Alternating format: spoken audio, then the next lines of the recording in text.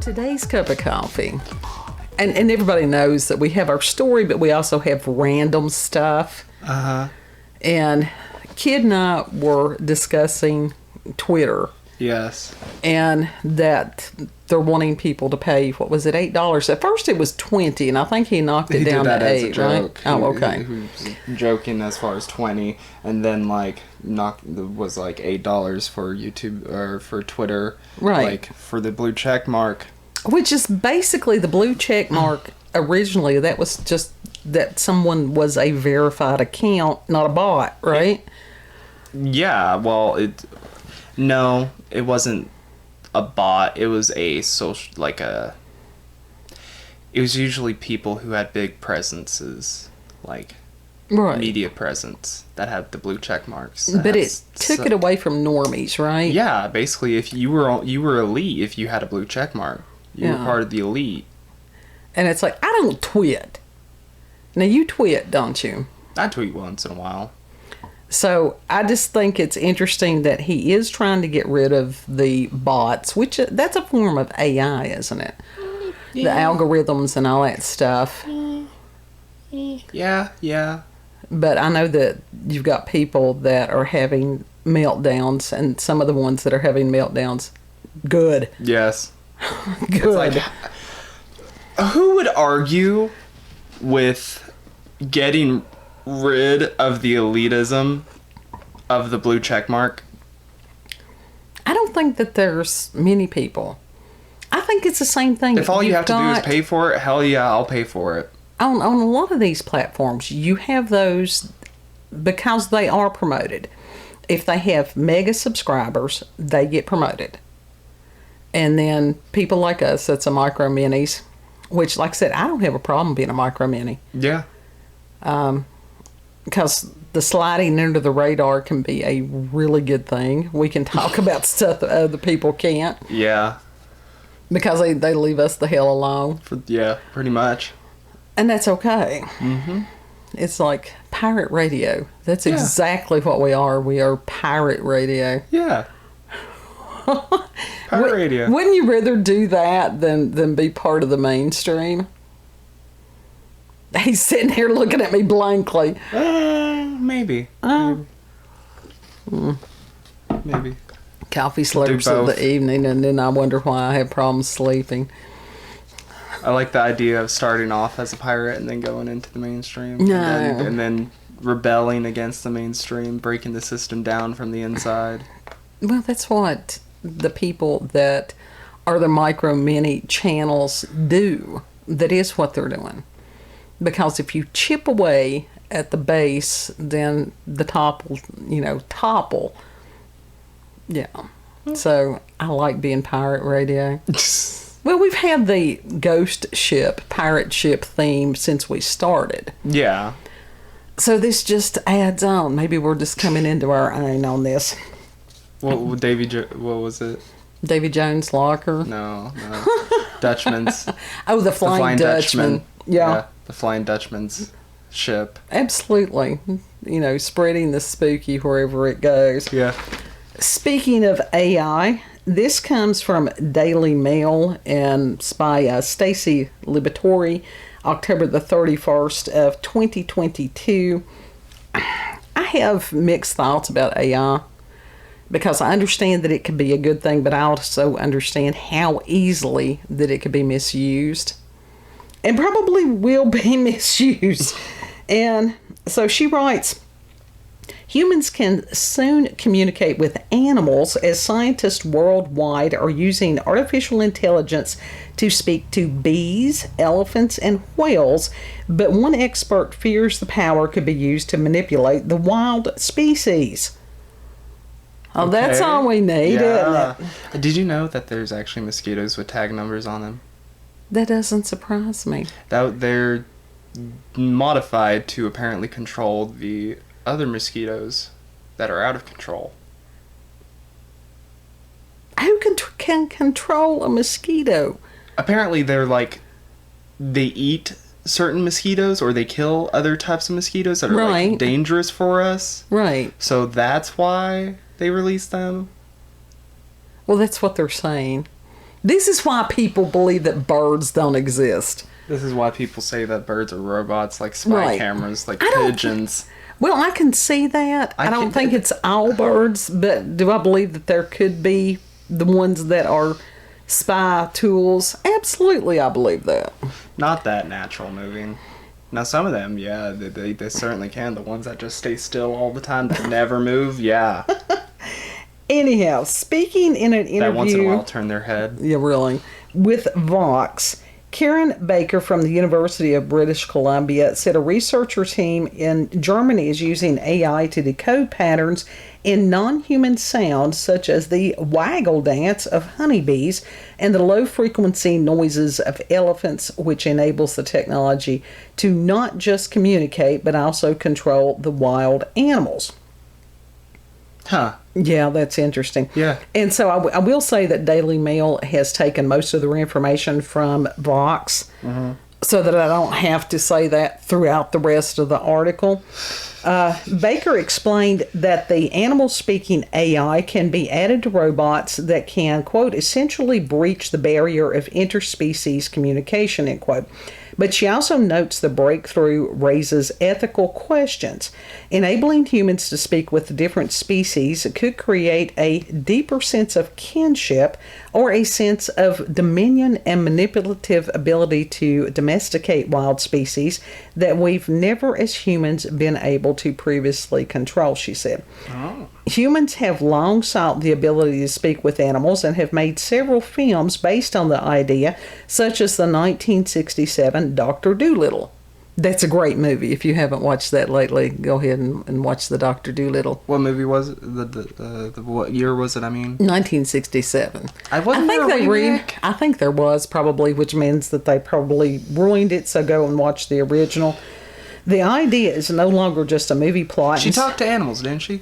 He did. Oh. And scientists have uncovered successful methods of speaking the animal language. I think in the remake that it was like this little black girl or whatever. It was like early 2000s, I think. Okay. I don't know. I try to avoid remakes. I really do. I think it was like some Disney Channel thing. Of course it was. In 2018, researchers with the Daum Center of Machine Learning and Robotics in Germany designed the robo-bee that mimics the waggle dance of bees, which is used to relay information to each other. Robo-bees. Invader Zim. Robot bee. Oh my God, it is, isn't it? Robot bees. The robot, which looks nothing like a real-life bee, is designed as a sponge with wings and attached to a rod that controls its movements. Then what? If it doesn't look anything like a bee, then why do you call it a bee? I have no idea. It's just in there. Call it a bug. The team... Put it in a damn beetle shell. The team trained the robot to mimic the same movements of the waggle dance, which consists of different forms of airflow and vibrations, and it tricked the bees into listening to it. Huh. They twerking. The bees twerk. That is their form of communication. They do twerk. Some of the bees were found to follow directions from the robo-bee, such as where to move within the hive or stop altogether. Baker, who recently published a book titled The Sounds of Life, How Digital Technologies Are Bringing Us Closer to the Worlds of Animals and Plants, told Vox that the next step of the Germans' research is to plant several robots in different hives to see if the colony will accept the machines as one of their own. Huh. And she states, quote, and then we would have an unprecedented degree of control over the hive. We'll have essentially domesticated that hive in a way we've never done so before, end quote. This is where Baker discusses the ethical issues that could arise from the ability, noting such technologies could lead to humans exploiting the use of animals. However, she is hopeful that the abilities will be used to let the average person tune into the sounds of nature. Now, you know it's going to be exploited. You know this. Yeah. Elephants It always are is. yeah, really. Elephants are known for powerful roars when they throw their trunks into the air, but these majestic creatures also release low frequency sounds that go unnoticed by the human ear. Baker discusses the work of a zoologist and researcher in bioacoustics, Katie Payne, who used artificial intelligence to pick up the infrasonic sounds. Payne described the sounds as, quote, a strange throbbing in her chest, a strange feeling of unease, unquote. It says that's how we can, as humans, sense infrasound, she continued. I thought that was really interesting. So then what is the unease for? I don't know, to prevent us from getting stepped on by them. I don't know, but it's also one of those how many other things that cause us to feel uneasy. Yeah. Is one of these infrasounds. And like, does it stop making the noise when you befriend it or something? It doesn't say. It says, along with honeybees and whales, a team of international scientists recently launched an ambitious project to listen to, contextualize, and translate the communication of sperm whales with a goal of talking to the majestic marine animals. This project, called Project SETI, which is Setian Translation Initiative, is also using AI to interpret clicking sounds or codas sperm whales make to communicate with one another. The team, which launched Project SETI in October of 2021, is using natural language processing, or NLP, a subfield of artificial intelligence focused on processing written and spoken human language, which will be trained on 4 billion sperm whale codas. The plan is to have the AI correlate each sound with a specific context, a feat that will take at least 5 years, according to the researchers. If the team achieves these goals, the next step would be to develop and deploy an interactive chatbot that engages in dialogue with sperm whales living in the wild.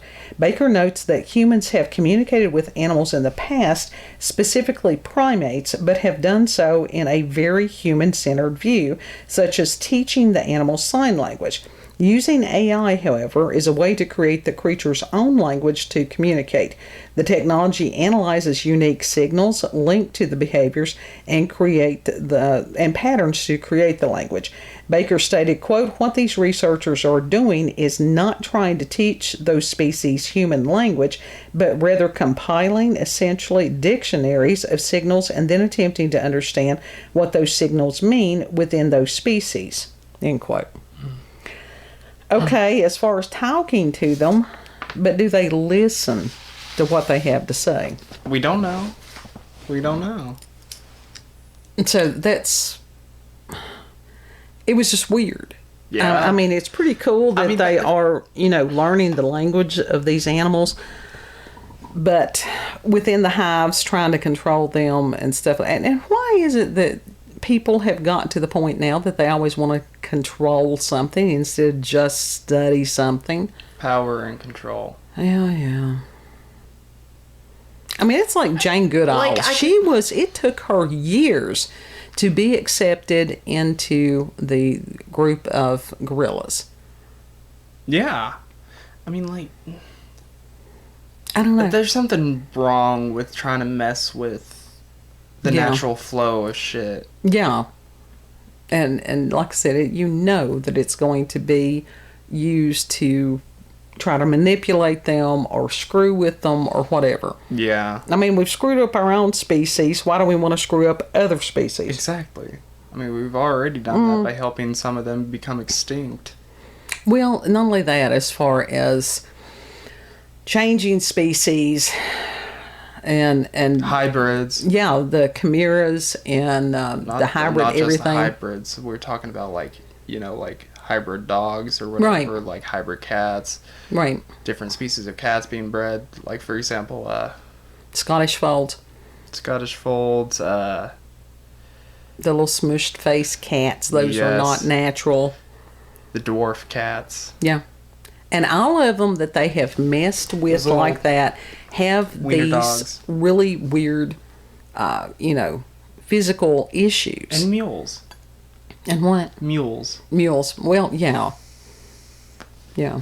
But now I think that some of the hybrid cats and stuff like that they can still breed. Oh, they can, but Mules can't.